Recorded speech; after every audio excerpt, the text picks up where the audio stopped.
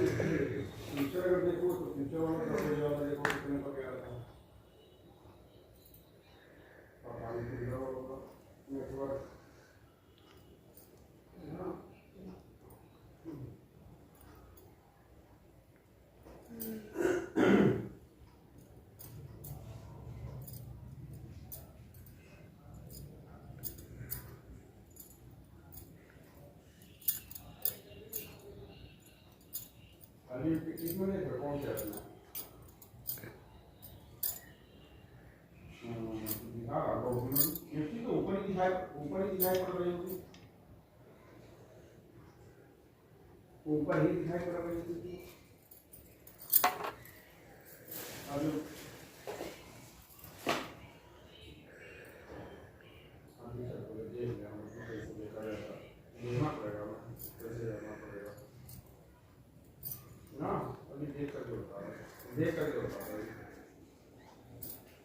देख करके बताना पड़ेगा।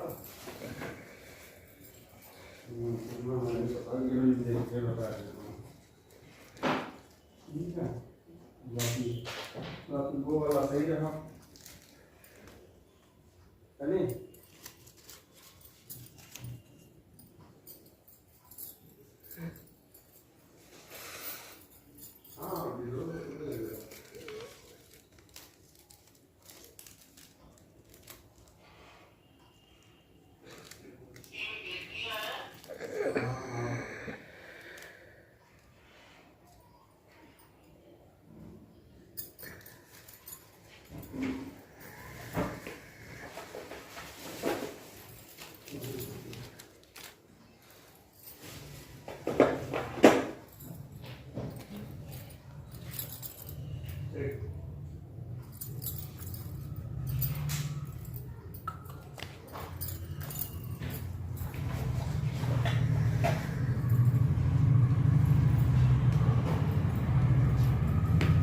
इसका वो कहाँ है तुम्हारा?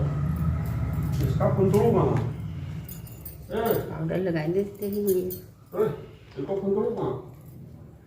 इसको हाँ ना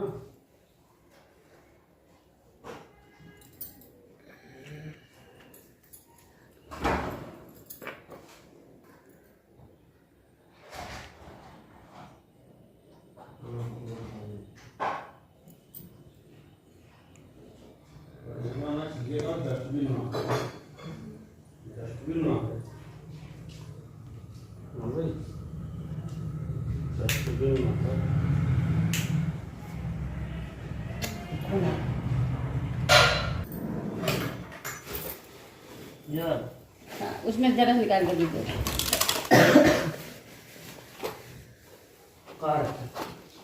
लाओ थोड़ी दो बस।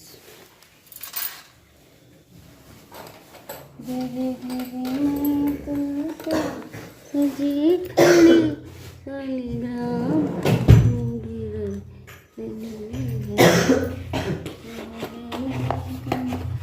सजी खड़ी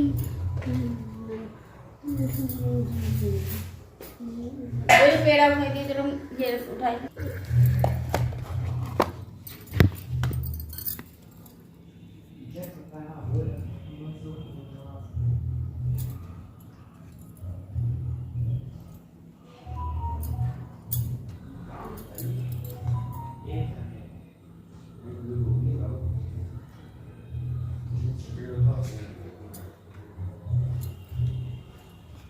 घरे घरे में तुलसा सजी खड़ी शालिग्राम ढूंढ रहे लली। बड़ी बढ़िया मिठाई है, बिल्कुल ताजी।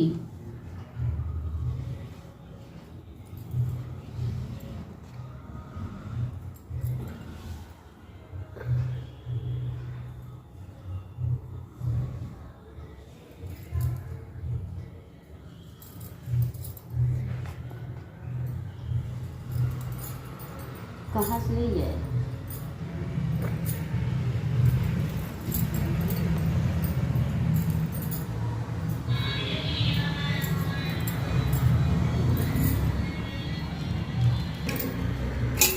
क्या करनी है उसमें से तो चढ़ानी है।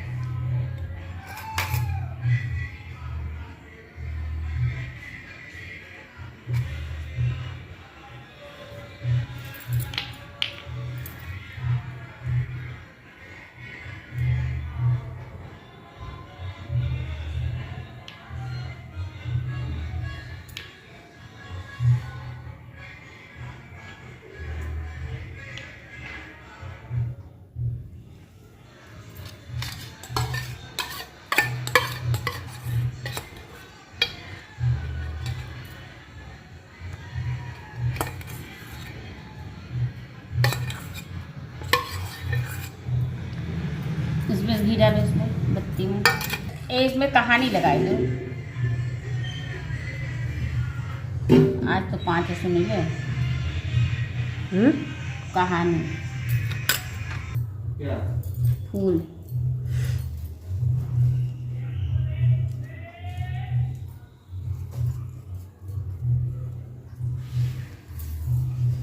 कौन सी लगा है कहानी?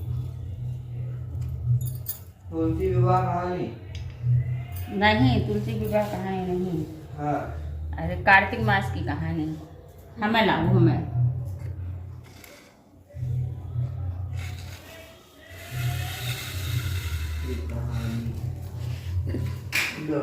मैं बिलड़ा से जो तेरा, तू कर निस्तारा मेरा। तुलसी माता अरुआ दे लड़ुआ दे, पीतांबर की धोती दे, मीठा मीठा गाज दे, बैकुंठ का वास दे, चक्के की चाल दे, पटके की मौत दे, चंदन की काट दे, झालर की झनकार दे, साई का राज दे, दाल भात का जीवन दे, 11 की मौत दे और श्री कृष्ण का कांधा दे।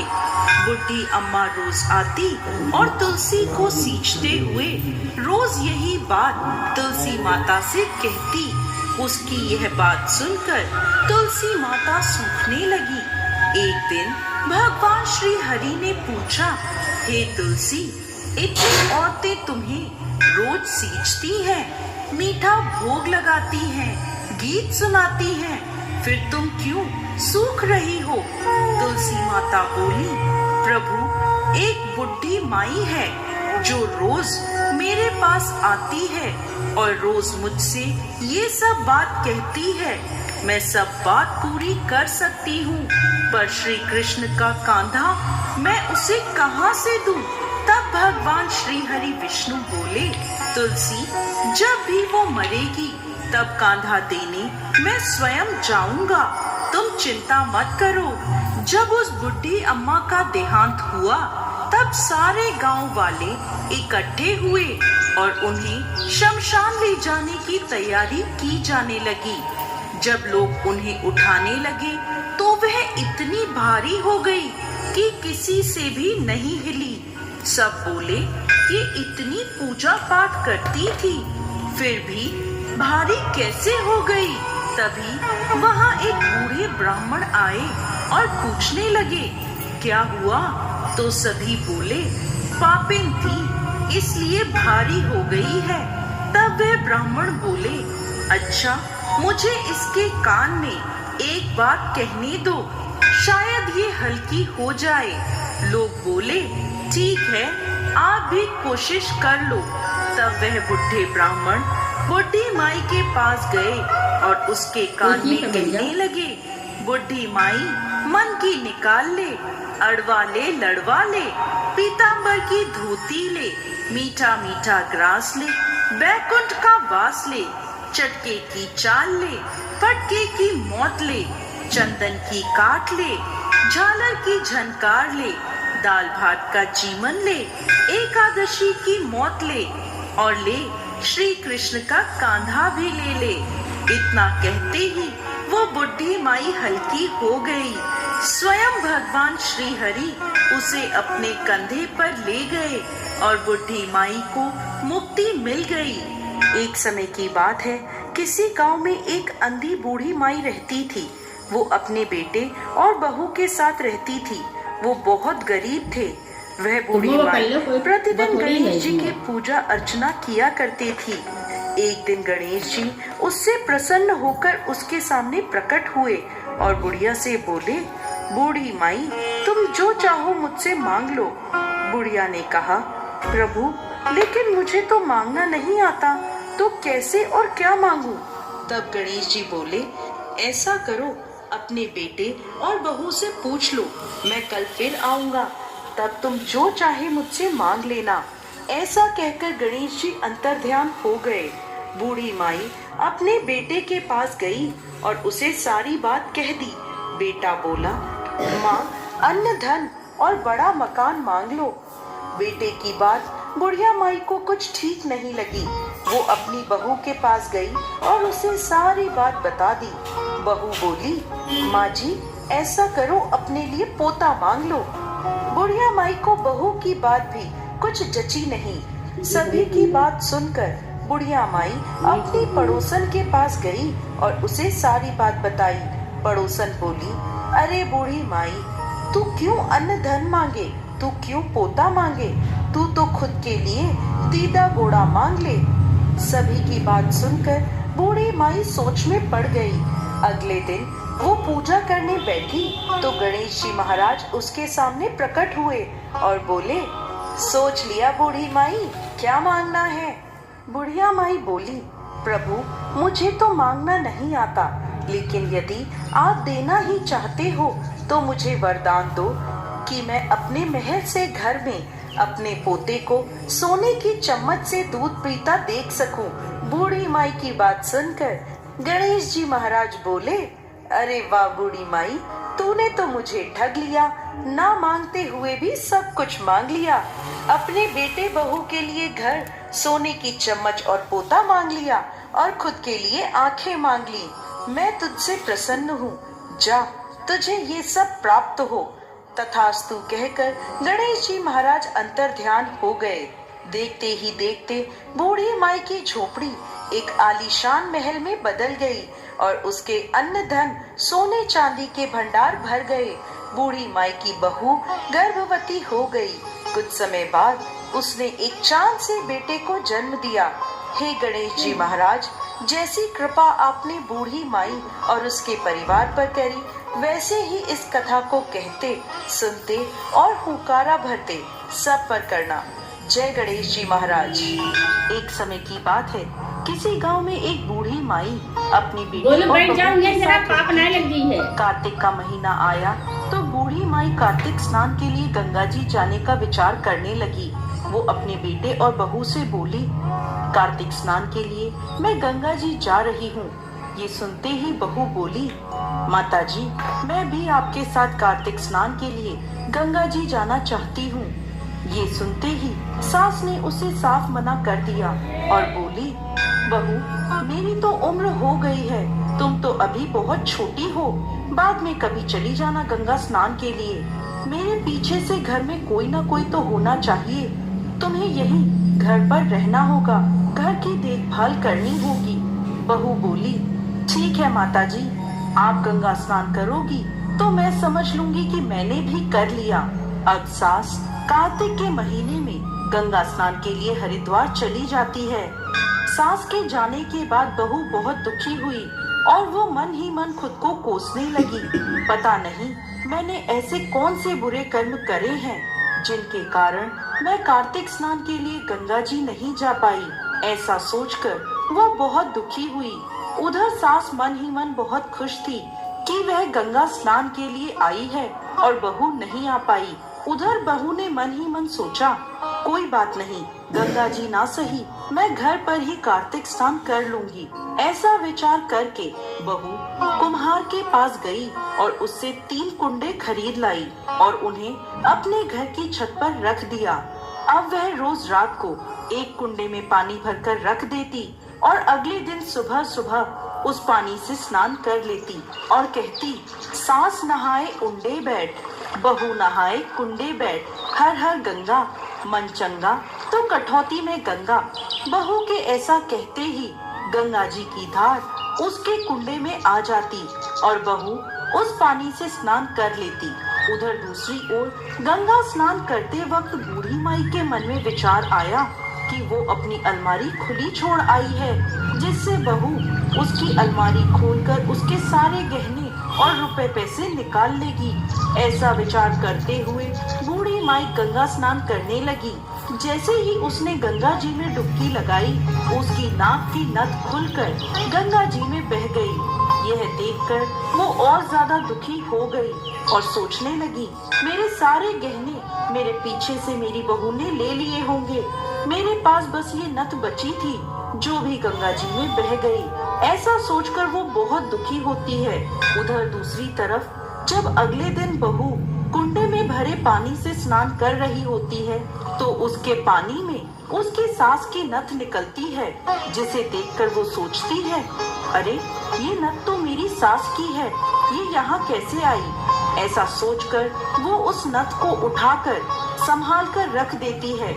अगले दिन जब सास फिर से गंगा स्नान करने लगती है तो उसे अपने गहनों की फिर से चिंता होती है और अपनी खोई हुई नथ याद आती है। जैसे ही वो गंगा जी में डुबकी लगाती है तो उसके हाथ की अंगूठी भी गंगा जी में बह जाती है। ये देखकर वो और दुखी होती है।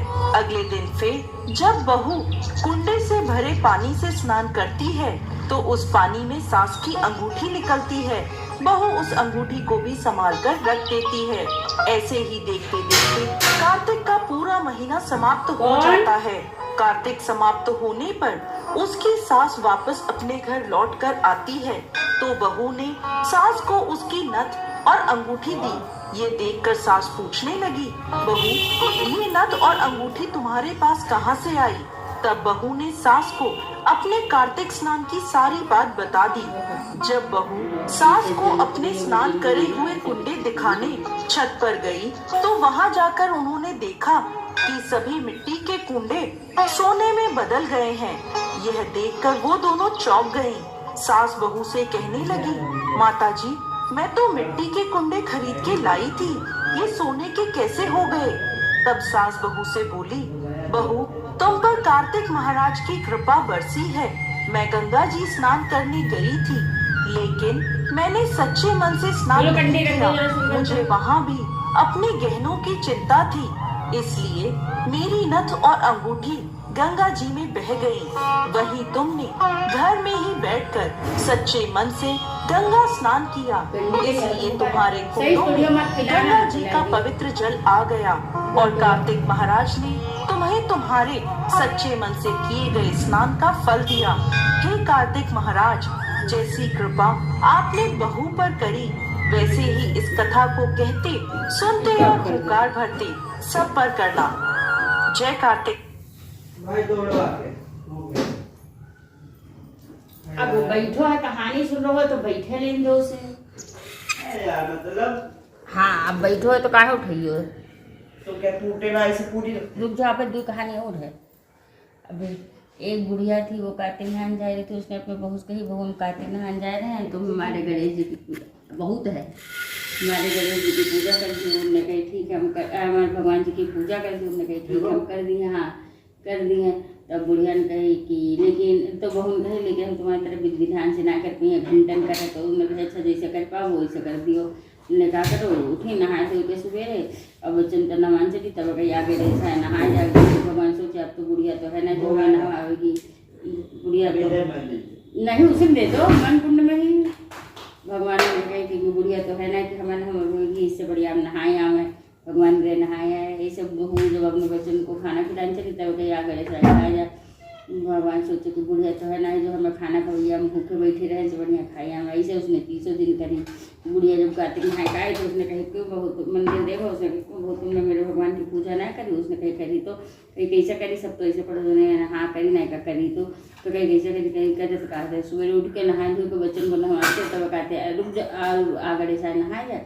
भगवान नहाए जाते, जब बच्चों को खाना खिलाने चले थे तब कहते आगड़े सा खाए, जब भगवान खाए जाते तो जन कही लो तो वैसे भगवान अपने आप और नहाए जाए तो खाए जाते। हम तो इतने सालन से पूजा कर रहे, कब भगवान नहाए गए हो खाए गए हो। तुमने कहा हाँ तो बहू बुढ़न गए ठीक है कल तुम पूजा कर लो हम देखें। तुमने कहा ठीक है। दूसरे दिन बहू उठी नहाए धो के बच्चन को नहवाई, तब कही आगड़े से नहाए जाए। भगवान नहाए गए और जब बच्चन को खाना खिलाने चले तब कही आगड़े से खाए जाए। भगवान खाए गए। बुढ़न कही लो कहाँ भगवान आए नहाए गए खाए जाए, मन तो कुछ नहीं। तुमने कहा हाँ नहीं का भगवान आए और नहाए गए खाए। तो बहू ने कही भगवान अगर हमने तुम्हारे सच्चे मन से पूजा की हो तो तुम हमारे सास के लिए दर्शन दो। भगवान ने उनके लिए सास के लिए दर्शन दे। सास ने कहा बहू की वजह से मिले दर्शन, और बहू ने कहा सास की वजह से दर्शन मिले। तो भगवान जैसे उनको कल्याण करो वैसे सबको कल्याण करो।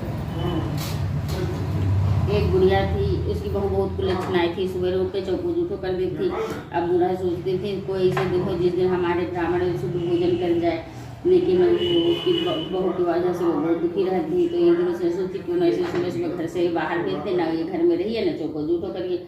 उनने कहा करो काली कमरिया दे के बहू से ले जाओ, जब तक धोती रही जब तक उचित ना हो जाए। तो उन्हें कही ठीक है। बहुत कहे चलाओ कुछ काम करा ले। उन्हें कही नहीं तुम ना काम कराओ तुम जाओ। तो उसने कही ना कुछ तो करा दे। उन्होंने कही ना कुछ ना कराओ। तो उसने कहा चलाओ कुछ ना तो आटा मार दे। तो बुढ़िया सोचे चलाओ इसे आटा मरवा लिए, कच्चो आटा थोड़ी खा चाहिए, रहने दो कच्चा आटा थोड़ी खा चाहिए।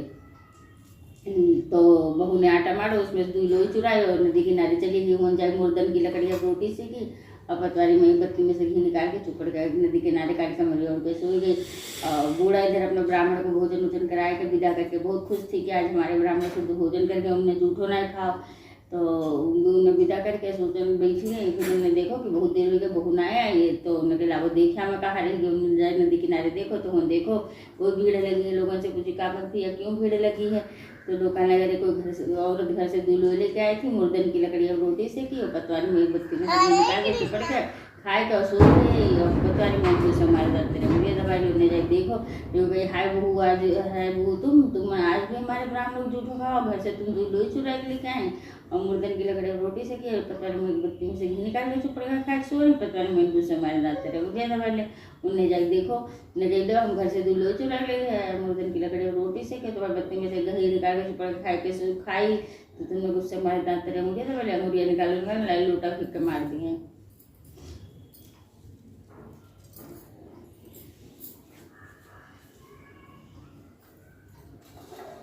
लाओ भैया। घरे घरे में तुलसा सजी खड़ी, शालिग्राम ढूंढ रहे गली गली। घरे में तुलसा सजी खड़ी, शालिग्राम ढूंढ रहे। भूल गई लेकिन आए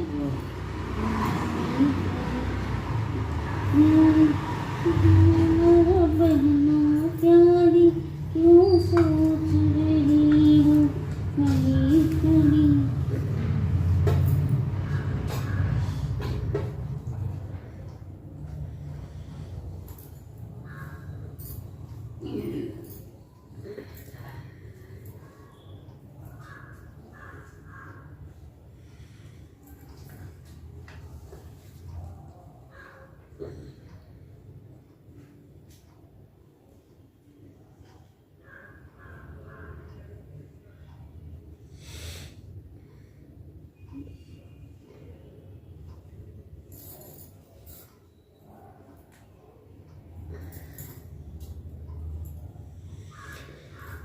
हमें सामने गिर जाए इसमें ले सकते हो।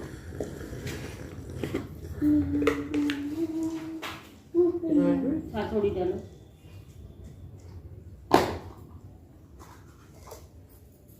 डालो तो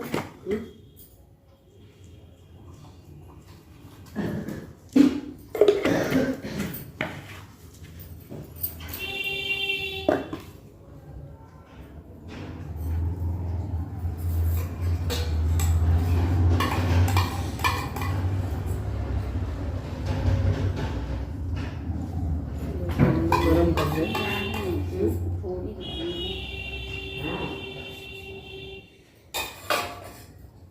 तो उन्हें तो बिजी जाते रहते वो। कल तो 11:30 बजे कल 11:30 में पौने 12 पर कल।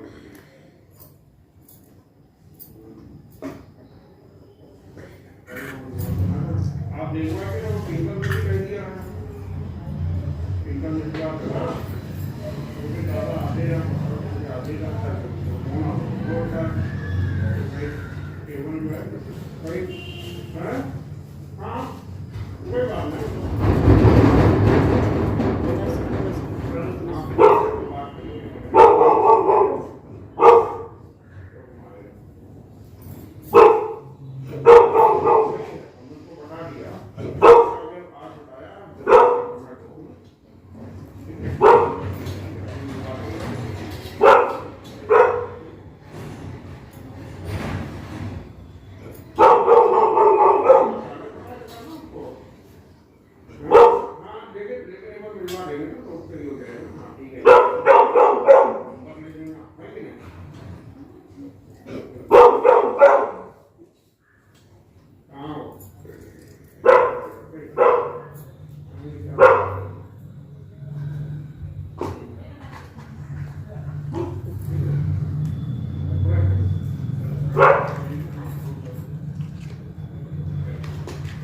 अरे गोलू गोलू लौंग रहेंगे यार इसमें वो सफेद वाला डिब्बा है। भैया तुम्हें रुक जा रुक जा।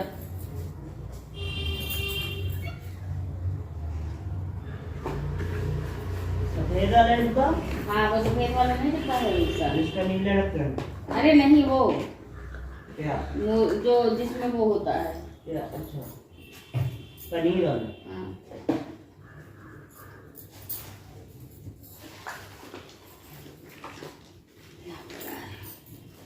ये तुम्हें सही है। एक जोड़ा दे दो बस। ऐसा दे तो सब बिने हैं। ले लो सब बीन के रखे थे हमने कोई वही से ना लाओ हमें लाओ हाँ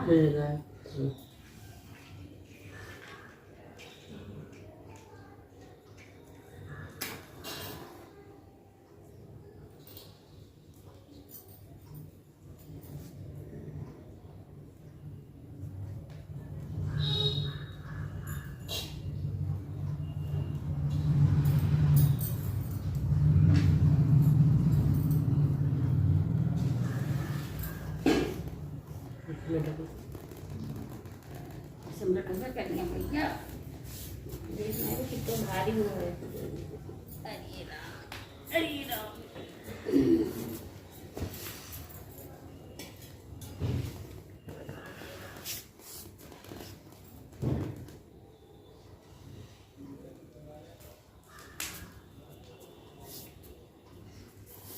वो उठाओ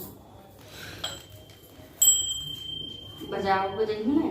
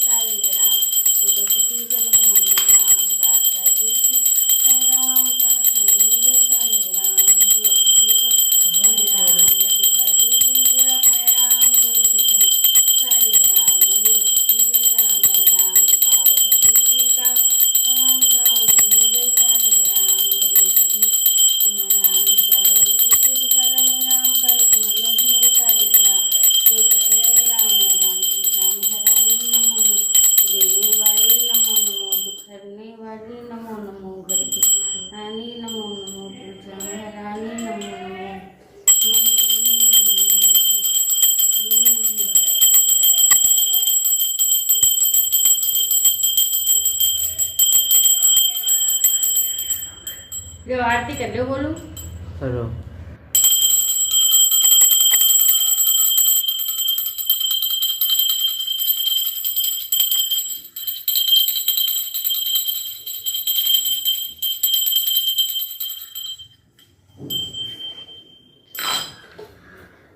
बंद कर देते हैं। लेना किनी गोनी मेरे आंगनिया, ये नजर लगी है ललना, दूध ना पिए लले, झुलाओ सखी रे श्याम झूले पालना, राई रोमन तारे यशोद, याराई रोमन तारे यशोद, मैया नजर झड़ी है ललना, दूध पिए है ललना, झुलाओ सखी रे श्याम झूले पालना, झुलाओ सखी रे श्याम झूले पालना।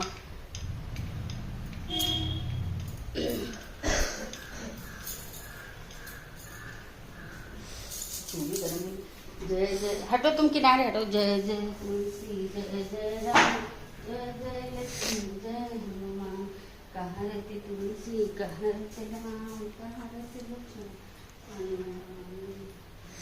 श्री बने रहे राम संग संग, काख है तुलसी, काख है लक्ष्मण, दुख है तुलसी।